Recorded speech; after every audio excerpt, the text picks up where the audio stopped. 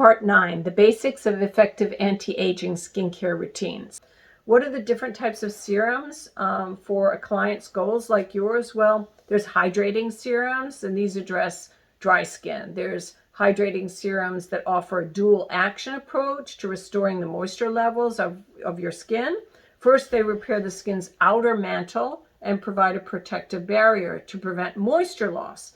Then they bind and seal moisture to your skin.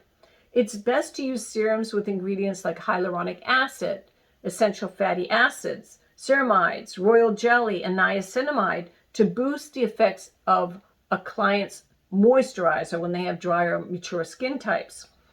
Hyaluronic acid serums should never be used without a moisturizer unless a client has naturally oily skin. Otherwise, the hyaluronic acid might actually suck the skin dry right down to the base levels, because the hyaluronic acid's best property is that it sponges up to 1,000 times its own molecular weight in water.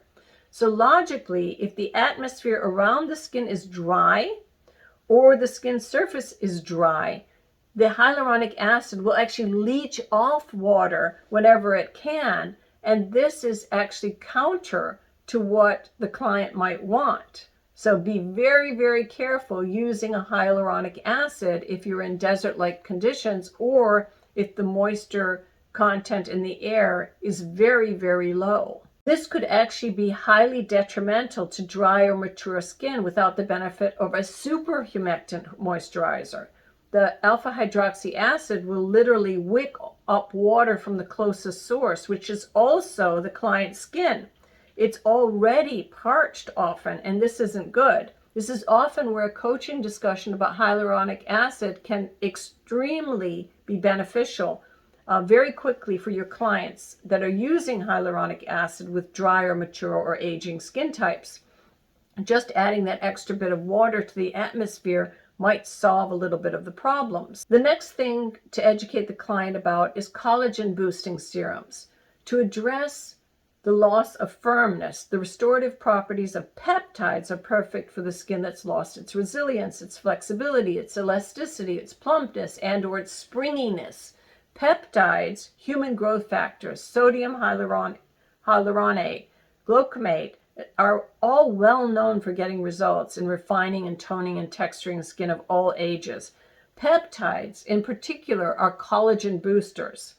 Collagen starts to subside at about age 30, and starting these types of serums at as young an age as possible is highly beneficial. Serums that feature peptides also improve firmness and elasticity, revealing a fresh, invigorated, rejuvenated complexion. Anti-aging serums are other serums that address fine lines, wrinkles, and speed up cellular turnover and improve the skin's elasticity. A lot of these contain antioxidant ingredients, which are fabulous. Vitamin C at a strong potency can help fight free radical damage that leads to premature aging. And some serums that contain ingredients like retinoids or retinol or antioxidants or peptides or stem cells also offer skin firming benefits, making lines and pores less visible, for example. Brightening serums address age and sunspots and hyperpigmentation, and these are very important for ethnic type skins or complexions that have a lot of freckles. If your client has serums with high potencies of vitamin C or alpha hydroxy acids, these are also often recommended as a method for brightening and smoothing out the pigmentation variances of their skin. Other ingredients like licorice extract or kojic acid are lesser known but exhibit similar benefits in appropriate concentrations. Depending on the active ingredient, brightening serums work by either inhibiting some of the steps along the melanin pathway or by interrupting the formation of melanin at the basal levels of the skin. The melanin pathway is the mechanism whereby melanin is formed and darkened. So it's important to note that different ingredients inhibit different steps along the pathway. It's not just melanin production at the cellular level as a one-size-fits-all. Some ingredients actually help to accelerate cellular renewal and rejuvenation. Others actually help the skin tone and texture, and they illuminate a dull complexion. Other brightening agents inhibit the melanin production, lessening how many melanin cells, how much melanin will darken those cells. There are also calming serums, and these address redness-prone skin, and they're designed to reduce redness, itch, burning sensations, and are usually associated with reactive or intolerant skin. These serums are typically mild, and they're formulated with antiseptic botanicals and anti-inflammatory organisms and ingredients with herbal extracts and chamomile like aloe vera and candula.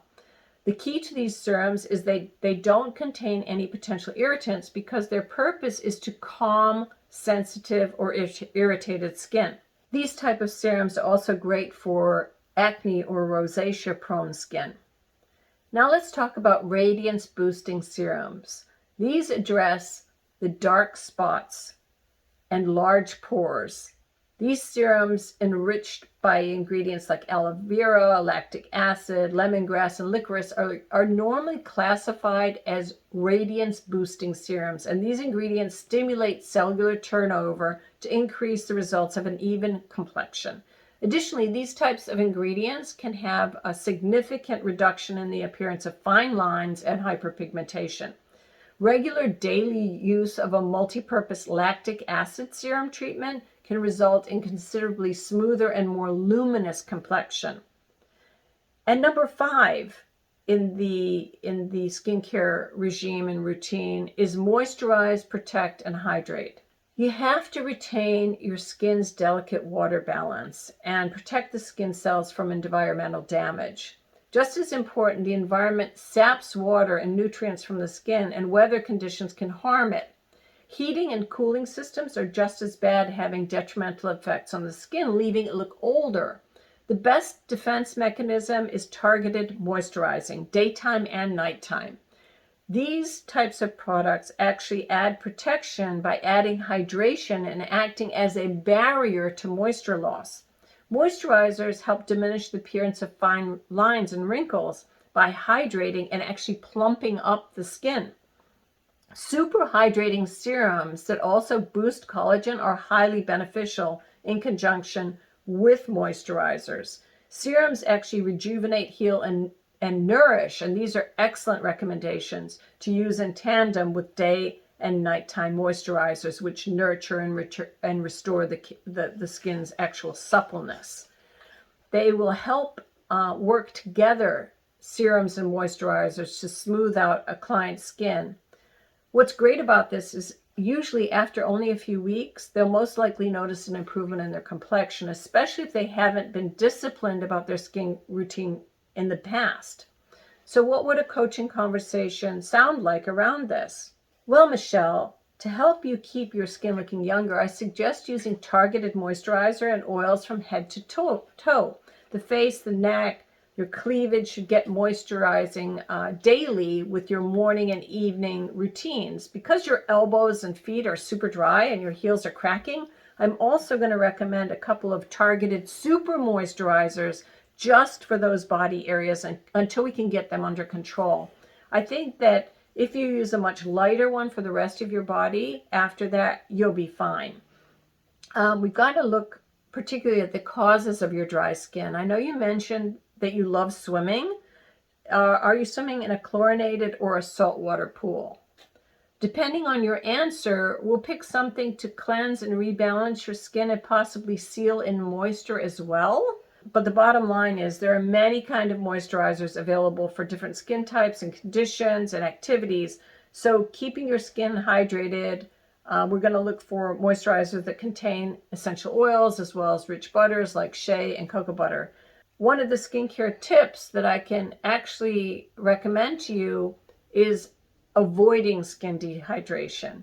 If your skin feels hydrated without the help of a moisturizer when you're not swimming, it's safe to say that you don't have a problem with transdermal moisture loss regularly. If, however, you do have skin that looks parched, a great tip would be to make sure that those drying conditions that most often can be quickly solved are addressed as quickly as possible.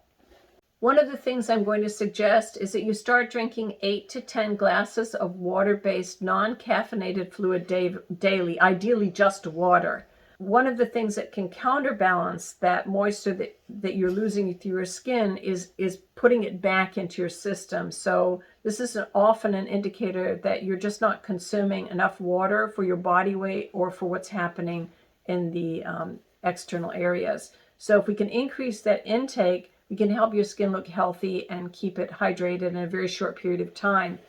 Additionally, if this doesn't rectify itself, we'll have to look at a little bit more of the situation that's causing your dry skin.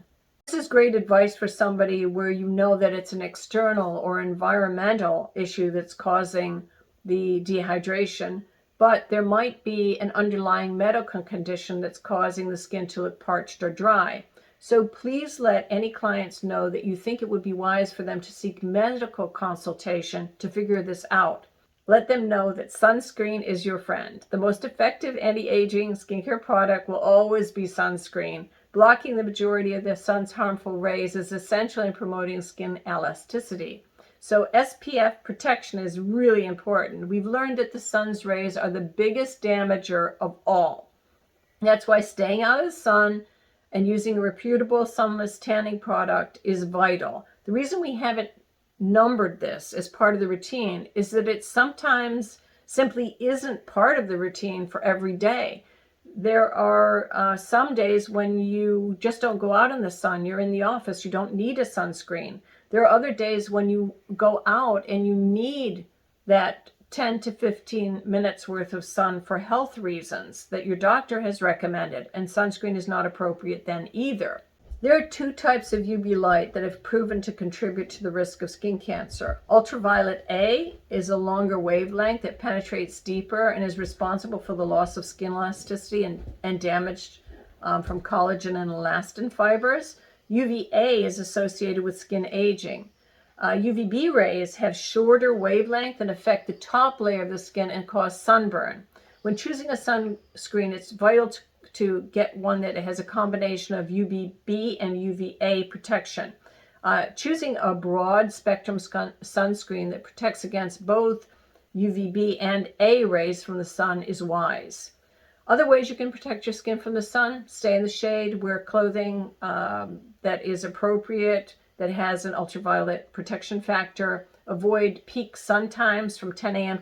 to 2 p.m., wear a wide-brimmed hat, apply sunscreen frequently that's at least an SPF 30 or higher, and limit your time. Check with your medical professionals with everything to do with sun exposure and ask them what is appropriate for your skin type. Please have your clients and yourself take direction from a qualified medical professional always. And don't forget to protect against sun for UVA and UVB damage as well. You have to check your client's products and see if they contain the appropriate SPF. Ideally, it should be the last product that your client will apply. The very best products for SPF are in foundations. Many of these protect against both UVA and UVB because of their tinted colored nature. They can hide that zinc effect look, the white look, that most of the best SPF ingredients have. This is what a coaching conversation would sound like about sunscreens. Sunscreens are an essential for protecting your skin from UVB damage and UVA damage. There's no time that you shouldn't be concerned about the sun's rays. Luckily, there are plenty of ways to apply sunscreen beyond just the typical bottle. If you're frequently outside or live in warmer climates, it's even more important to protect your face from both UVA and B rays. To reapply sunscreen regularly is very important, and the key is to know your skin type and use a sunscreen that's a suitable fit. Just bear in mind that not all sunscreens are great skincare products. Sunscreens have one goal: to protect the skin. And that means they need to stay in a format that might be greasy and may clog pores. Although it might be a bit more expensive, that's why it's probably best to use a foundation formulated sunscreen to address a particular skin type that has the goal of a sunscreen built into it.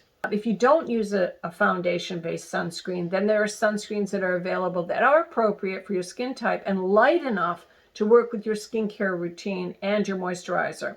So it's very important to make sure that while sun's protection is vital, it has to be used situationally as well. For example, if you're planning to spend the recommended 5 to 20 minutes in a lightly shaded place or under an umbrella to soak up some of the sun's rays for health purposes, and if you have a sunscreen on, your skin can't process the sunlight it needs. So this is a medical conundrum.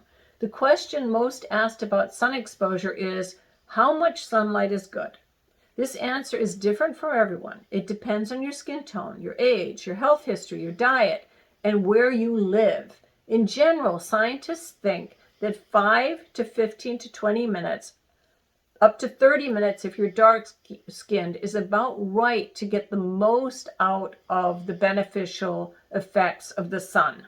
You can get the most out of it without causing any health problems. You can stay out longer and get the same effect if you use adequate sunscreen. But you really need to talk to your doctor about what's right for you. Doctors and scientists remind us that sunlight is essential for human health and well-being. Healthful, limited sun exposure is a requirement of good health. The health benefits of sunlight include generating production of vitamin D, supporting bone health, lowering blood pressure, preventing disease, regulating sleep, and promoting good mental health. If you note this, and if you're not going to be outside at all, or you're specifically going out to get sunshine that your body needs for healthy purposes, then most doctors say that not applying sunscreen is okay under those conditions. Again, this is a discussion to have with your doctor. Doctors also tell us that exposure to UVB rays causes skin to produce beta endorphins, which are hormones that reduce pain. There are other benefits from sunshine, promoting a sense of well-being and improving mood, helping regulate and produce sleep hormone, melanin, and boosting the immune system, relieving pain, promoting relaxation, helping wounds heal, helping people feel more alert, increased job satisfaction when it occurs that happens when a person's workplace has access to sunlight.